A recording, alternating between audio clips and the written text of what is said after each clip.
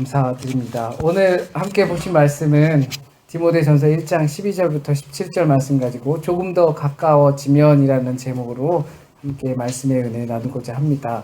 주님의 평화가 오늘 이 시간 우리와 함께하길 간절히 또한 소원합니다. 연애를 하고 사랑을 하게 되면 그 사람과 조금 더 가까워지기를 바랍니다. 서로 간의 거리를 좁히려고 노력을 하죠. 이제 시작 부분이나 아니면 이제 막 연애를 할까 말까 이렇게 하다 보면 그러죠. 그 거리를 조절을 얼마나 잘 하느냐가 그 관계를 얼마나 오래 유지시키느냐도 달려 있습니다. 그렇지 못한가를 이제 만약에 그 거리 조절이 실패하거나 하면 쉽게 뭔가 이제 이제 우리 알 거 다 알았구나 하게 되면 점점 그 이후는 오히려 가까워지려고 하다가 우린 다 가까워졌네 하게 되면 점점 더 멀어지게 되는 것이죠. 이게 알고 싶어지는 것이고 점점 더 관계가 오래되면 왠지 모르지만 멀어지고 싶어 해진다는 겁니다. 그게 만약에 거리 조절이 제대로 잘 되지 않는다면 서로 다 이제 알 거 다 알았다라고 착각에 빠지게 되면 그때는 소위 말하는 헤어짐이라는 그것을 맞게 된다라는 것입니다. 디모데전서는 디모데에게 보낸 바울의 편지입니다. 디모데는 1장 2절 오늘 읽지 않은 그 초반부에 보게 되면 바울과 매우 각별한 사이인 것을 알 수가 있습니다. 믿음 안에 참 아들이다 라고 디모데에게 말을 하고 있습니다. 어떤 다른 동역자들보다 디모데를 많이 아끼고 또한 믿었던 것으로 보입니다. 디모데 후서에서는 바울이 디모데에게 로마에 감금되어 있는 자신을 찾아오라고까지 했습니다. 디모데 후서 4장에 보면 자기가 로마에 지금 감금되어 있는 상태인데 디모데야 빨리 속히 나를 찾아오라라고 합니다. 특별한 관계라는 것을 알 수가 있지요. 그래서 바울은 지금의 터키 지역에 있는 에베소 지역을 디모데에게 맡겼습니다. 디모데에게 맡겨서 여기서 사역을 하라고 부탁을 한 것이죠. 에베소는 바울이 약 2년 동안 그곳에서 사역을 하면서 두란노 서원도 있고 아마 그곳에서 바울이 말씀을 전했던 곳으로 추정됩니다. 지금 디모데는 그 에베소에서 이 편지를 읽고 있는 겁니다. 그런 이 디모데 전서는 교회를 생각하는 마음에서 기록된 편지입니다. 에베소에 있는 디모데에게 2년 동안 자신이 사역했던 곳에 디모데에게 편지를 보내면서 그 교회를 맡고 있는 그 디모데에게 편지를 보내면서 교회 안에서 일어날 수 있는 문제들에 대해서 편지를 보내는 것입니다. 남자와 여자의 문제라든지 또는 교회에서의 직분을 맡고 있는 자들의 문제라든지 교회 내에 있는 연약한 자들의 문제, 교회 내에 있는 종과 또는 부자와 또는 주인에 관련된 문제를 기록하고 있습니다. 게다가 1장은 조금 무게감이 느껴질 정도로 편지의 서두치고는 참 무게감이 느껴질 정도로 유대 문화와 헬라 문화, 그리스 문화를 조심하라라고 경계하기까지 합니다. 이것이 이 편지의 목적입니다. 에베소에 있는 디모데에게 편지를 쓰면서 교회에 관한 문제를 기록합니다. 교회 안에서 발생할 수 있는 문제. 그러나 그 첫 번에 서두러 두고 있는 것이 유대 문화와 헬라 문화, 그리스 문화를 경계하라라는 이유를 들어서 편지를 보내는 것입니다. 그렇다면 이 디모데를 잘 택한 것 같습니다. 왜냐하면 디모데는 엄마가 유대인이고 아빠가 헬라인이었기 때문입니다. 전 세계적으로 보면 이 유대 문화와 그리스 로마 문화는 세계 전체를 이끌어가는 그 문화의 핵심이고 중심축이 됩니다. 과거에 그보다 화려했던 바빌론이나 이집트 문화는 우리 생활 속에서 쉽게 접근하기는 어렵습니다. 그러나 이 그리스 로마 문화와 이 유대 문화는 지금까지도 우리에게 영향력이 있는 문화인 것입니다. 기독교 내에서도 이들의 영향을 절대 빼놓고 이야기할 수 없습니다. 그런데 그렇게 기독교 내에도 영향을 많이 주었고 과거 물론 1세기지만 지금까지도 그 큰 영향을 우리에게 미치고 있는 그리스 로마 문화와 유대 문화를 왜 경계해야 할까요? 오늘 본문에서 바울은 그것을 들 때 자신의 경험을 들어서 이야기합니다. 이들을 경계해야 할 필요성을, 왜 경계해야 하는지 당위성을 이야기할 때 자신의 경험을 들어서 이렇기 때문에 유대 문화와 그리스 로마 문화를 우리가 교회 내에서 경계해야 한다라고 합니다. 이거는 자기 개인적인 경험에서 나오는 충고니까 이것을 객관적으로 볼 수는 없겠죠. 다만 이것을 객관적으로 보려면 바울이 처한 이 상황과 지금 우리의 이 상황을 빗대어서 우리에게 충고로 보아야 할 겁니다. 바울이 오늘 본문에서 고백하듯이 자신은 비방자였다고 합니다. 그리고 박해자였고 폭행자였다고 합니다. 유대와 그리고 그리스 로마 문화에 최적화된 자신이 그런 존재였다라는 겁니다. 그렇기 때문에 바울은 그것을 유대 문화와 그리스 로마 문화를 경계하라고 하는 것입니다. 내가 거기에 최적화된 사람이다. 유대 율법은 최고였고 내가 로마 시민권자였고 그리스 자기가 다 헬라어로 편지를 썼지요. 그 정도로 나는 그 문화에 세계적인 문화에 최적화된 사람이다. 그런데 내가 그 전 존재가 뭔 줄 알아? 내가 그 으뜸이 되는 존재지만 나는 비방자였고 박해자였고 폭행자였다. 그렇기 때문에 이것을 경계해야 한다라는 서두입니다. 예수를 믿는 사람들에게 그는 적이었고 그도 예수 추종자들을 적으로 여겼습니다. 그런데 그가 예수의 일을 맡은 것뿐만 아니라 사도가 되었고 전도자가 되었고 선생이 되었습니다. 직분자가 되었고 직분자 중에서도 가장 앞장서는 선생이 되었습니다.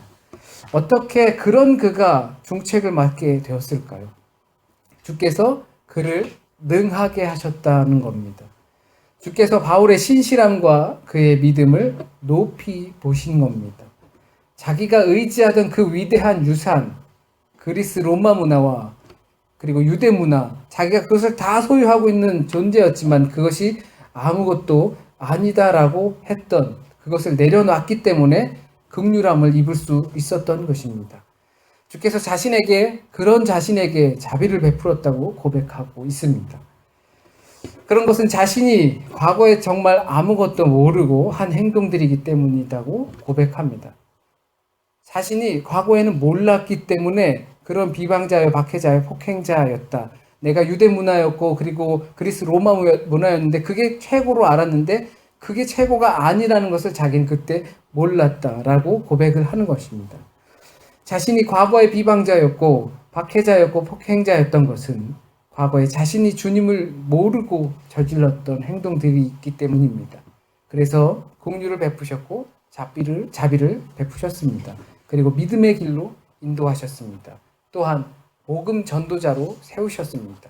사람이 완전 바뀌고 위치가 완전 바뀐 것입니다.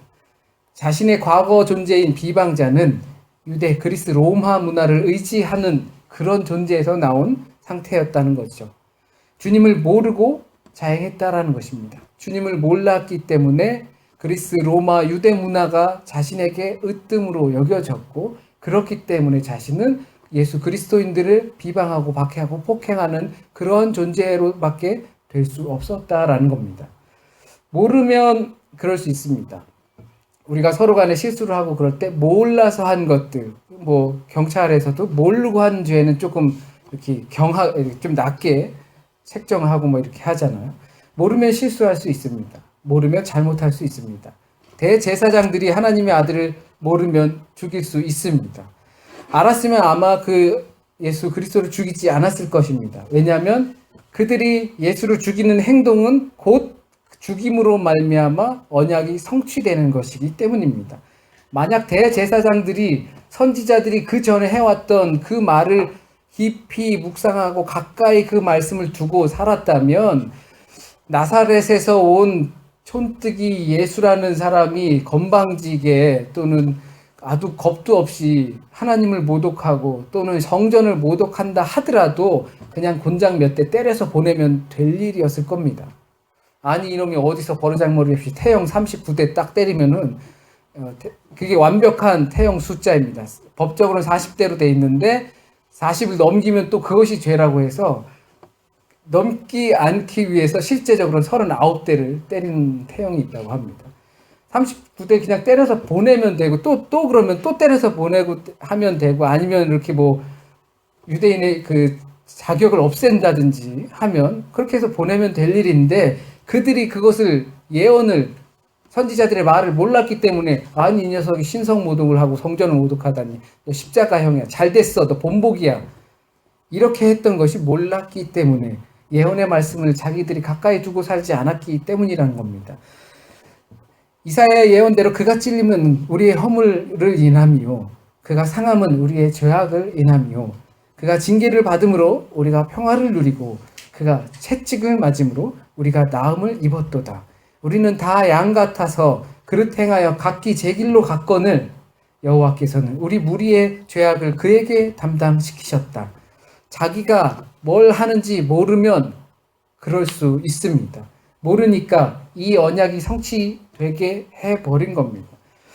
그러니까 바울이 자신의 과거 행동들이 그때는 안다고 생각하면서 확신에 차서 했던 그 행동들이 지금 알고 보니까 정말 아무것도 모르고 했던 행동들이었다는 것을 반증하는 겁니다.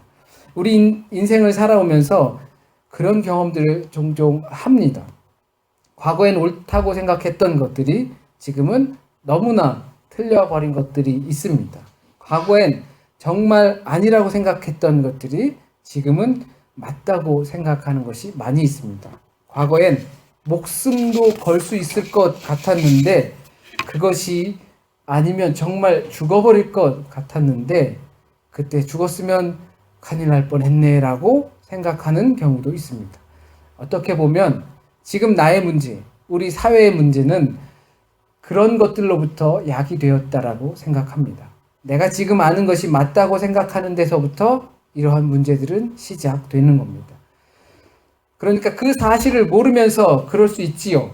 그 사실, 내가 옛날에는 안다고 생각했으나 돌아보니까 몰랐던 거다라는 것처럼 몰랐으면 충분히 그럴 수 있습니다. 내가 알고 있는 것이 소위 말하는 진리라고 생각하기 쉽게 됩니다. 그래서 심하게는 사람을 죽일 수도 있고요. 사형제도를 저놈들 다 죽여야 한다고 할 수도 있습니다. 그리고 노예제도를 유지해야 한다고 할 수도 있고, 전체주의, 군주제도를 옹호할 수도 있는 것입니다. 하나님의 이름으로 또는 알라의 명령으로 사람들을 마구잡이로 죽일 수도 있는 겁니다. 바울 자신이 그렇게 자신이 모르는 것을, 자신이 몰랐다는 것을 모르고 행동했다는 것처럼 그럴 수 있습니다. 자신이 의지했던 것이 헛된 것임을 이제 알게 되면 고백하게 됩니다. 이건 자기 부정과도 같은 일입니다. 굉장히 어려운 자기 스스로를 부정하고 자기의 전 존재를 부정하는 겁니다.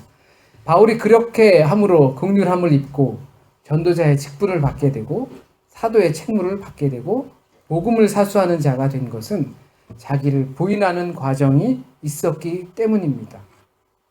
그가 가말리엘의 제자, 그리고 바리새인 중에 바리새인이었고 학식이 높아서 그렇게 긍휼함을 받고 자비 베품을 받았을까요? 로마의 시민권자였기 때문에 그가 이 자리에까지 오르게 되었을까요? 유대 그리스 로마 문화에서 뛰어난 자이기 때문에 그가 지금의 영향력을 미칠 수 있게 되었을까요? 아닙니다. 예수 그리스도의 말대로 바울은 자기를 부인하고 십자가를 날마다 지었기 때문입니다. 그리고 주님의 길을 따라갔기 때문입니다. 바울이 그렇게 자신이 예수의 적이었다라고 고백하는 것은 자신의 과거를 부인하는 겁니다. 과거에 의지했던 것들을 부인하는 겁니다. 나는 몰랐다. 모르면서 아는 척했다. 틀렸으면서 맞는 척했다. 그래서 나는 죄인 중에 괴수, 대장이다. 자기를 부인하는 겁니다. 혹시 바울의 이 고백이 그냥 우리가 입 바른 소리 하듯 하는 그런 죄의 고백으로 혹시 들리십니까? 나를 따라오려거든 자기를 부인하고 자기 십자가를 날마다 지고 그리고서 주님을 쫓으라고 예수께서 말씀하신 것처럼 그는 그렇게 행동했습니다. 그래서 바울은 놀라운 주님의 은혜와 사랑으로 긍휼을 받고 직분을 맡게 되었습니다. 요즘 기독교에 문제가 많다고 하죠. 왜일까요? 추종자의 삶은 없고 이빨은 죄의 고백만 있기 때문입니다. 나는 죄인 중에 괴수입니다라고, 내가 진짜 제일 나쁜 죄인입니다라고 고백하는 게, 그렇지, 나는 죄인이지. 참 무슨 말씀인지 아실 거라 생각이 듭니다. 이빠른 고백이 돼버린 그것만 있지 예수 그리스도를 추종하는 십자가의 길을 가는 그러한 사람은 없기 때문입니다. 진정 자기 부인하는 사람은 없기 때문입니다. 자기 부인 없이 그냥 따라다니기만 하기 때문입니다. 우리에게도 각자의 직분이 있겠죠. 맡은 바 소임이 있습니다. 물론 교회 내의 직분만을 말하는 것은 아닙니다. 그리스도인으로서 예수 그리스도를 주님으로, 나의 왕으로, 나는 그 나라의 백성으로 살아가는 우리는 때론 직분이 있고 또는 그리스도인이라는 신분을 가진 채 살아갑니다. 그런데 혹시 바울과 같은 이런 과정을 겪고 계십니까? 자기 부인을 통하여서 그 죄의 고백을 통하여서 그 주님으로부터 긍휼함을 입는 이런 과정을 통하고 계십니까? 자기 과거의 행실을 부인하고 날마다 참회록을 쓰는 마음으로 살아가는 과정 중에 주님의 긍휼함으로 우리에게 맡겨진 직분을 담당하고 계십니까? 그렇게 제자의 삶을 살고 계십니까? 주님은 우리에게 주의 일을 맡기실 때 그런 과정을 따라서 사용하시는 겁니다. 나를 통하여 주의 일이 무엇이라고 행해지길 원한다면 나를 통해서 아주 그 주님의 길 중에 끝자락 하나라도 이루어지길, 또한 나에게 그것이 맡겨지길 원한다면 그런 과정을 거쳐야 합니다. 때론 그런 과정 없이 먼저 한 자리를 차지하게 되기도 합니다. 자기 부인과 참된 십자가의 길을 가기 시작하는 경우도 생깁니다. 먼저 직분을 맡게 되고 먼저 무언가 일을 하게 된 다음에 자기 부인의 과정을 겪기도 합니다. 저와 같이 허접한 사람들도 이렇게 뭐라도 한 자리 하면서 자기 부인의 과정을 겪게 되는 것입니다. 많은 사람들은 대부분 이런 일들을 통해서 자기 부인의 과정을 겪기도 하는 겁니다. 그렇지만 먼저 무엇인가가 중요한 게 아니라 중요한 것은 바울과 같이 자기 부인의 과정을 거쳐야 한다라는 것입니다. 주님과 조금 더 가까워지려면 말입니다.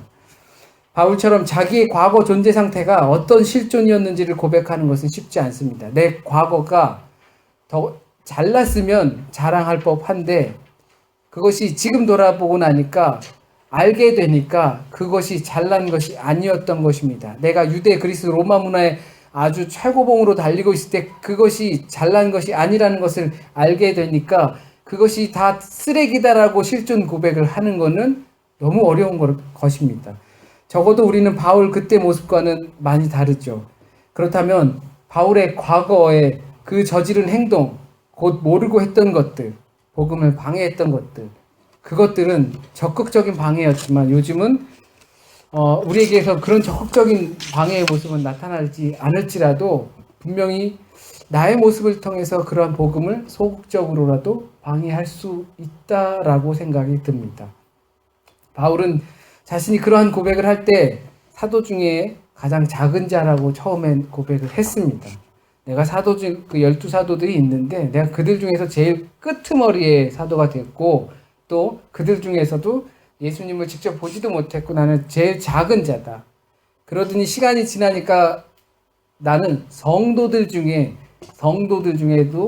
제일 작은 자다라고 고백을 합니다. 그것이 지나니까 오늘 본문 말씀처럼 내가 죄인 중에 최고봉 죄인이다. 죄인 중에 가장 으뜸가는 죄인이다. 주님과의 교제가 친밀해질수록 그에게서 나오는 고백인 겁니다. 사도 중에서, 성도 중에서, 죄인 중에서 주님의 은혜가 점점 더 크게 느껴질수록 자신은 점점 작아지는 경험을 하게 되는 겁니다. 주님을 깊이 묵상할수록 안다고 생각했던 것들이 모르고 했던 행동들이 돼버리는 겁니다. 내가 모른다고 것을 이제 알게 되는 겁니다.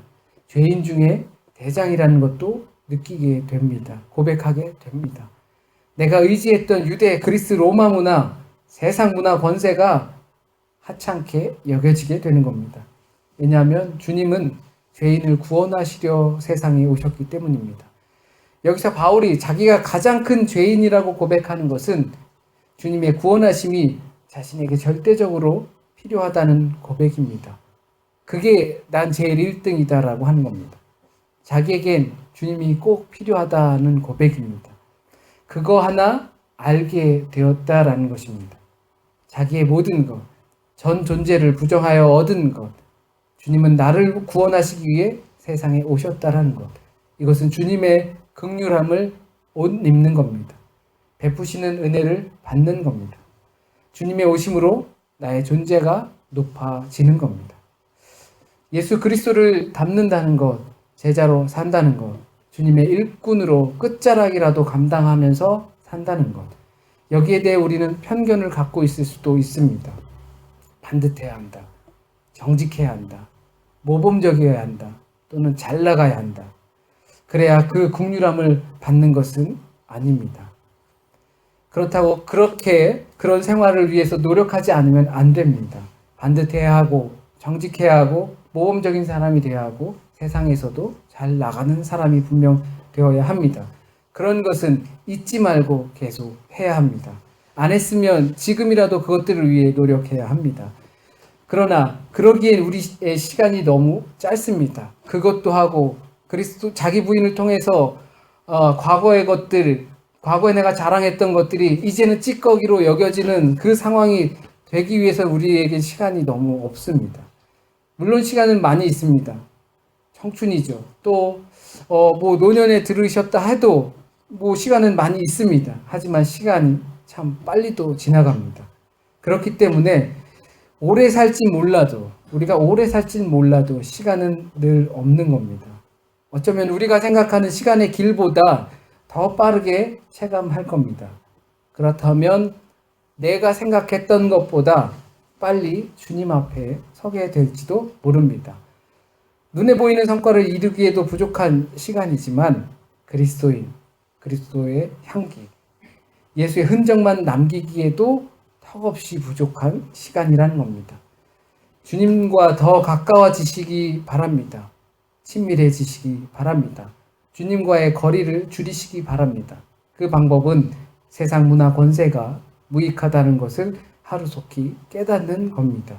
그렇다면 내가 몰랐던 것을 알게 될 것이고 자기 부인의 고백이 나올 것이며 긍휼과 자비를 받게 될 겁니다. 그래야 타인을 생명처럼 사랑하셨던 주 십자가의 길을 가게 될 겁니다. 그래야 우리의 남아있는 그 시간을 어디에 무엇을 위해 투자해야 할지 명확하게 될 겁니다. 잠시 기도드리겠습니다. 주님, 우리에게 좋은 날을 주셨습니다. 청춘을 주셨고 여름을 주셨고 축제와 같은 시간들을 주셨습니다. 그 시간 가운데에서 참 시간이 빠르다는 것을 늘 고백하며 삽니다. 어떻게 살아왔는 거는 이제 중요하지 않습니다. 이제 얼마가 될지 모르지만 어떻게 살아갈지가 중요함을 고백합니다. 나는 이제 어디에 초점을 맞추면서 살아가야 할지를 고백합니다. 내가 과거에 자랑으로 여겼던 그 세상 문화와 세상의 힘과 권세들을 이제는 찌꺼기 쓰레기로 여기고 주님께서 알게 하신 그 구원의 행복을 누리면서 살아가고자 합니다. 주님의 것을, 주님의 향기를, 그리스도의 삶을 이 땅에서 풍기면서 살아가기도 우리에겐 턱없이 부족한 시간입니다. 주님, 우리를 부인하게 하시고 나 스스로를 부정하게 하시고 주님께서 정할 수 있도록 우리를 거듭나게 주님 인도하여 주시옵소서. 혹시라도 오늘 잘못 전해진 말씀이 있으면 주님 안에서 온전한 뜻만 남게 하시고 우리의 마음 가운데서 주님의 말씀 뿌리 내리게 하시고 귀한 열매 맺어서 그리스도의 세상 만들어가는 데에 우리가 쓰임받게 주님 인도하여 주시옵소서. 한 주간의 삶도 주님께 맡깁니다. 때로는 거친 삶이 되고 때로는 즐겁기도 하고 때로는 쾌락이 있기도 한 삶입니다. 주님의 삶 온전히 살 수 있도록 인도하여 주십시오. 주님과 더 가까워지고 주님과의 거리를 좁힐 수 있는 저희 될 수 있도록 한 주간 인도하여 주십시오. 모든 것을 주님께 의탁하며 우리 주 예수 그리스도의 이름으로 기도드립니다. 아멘.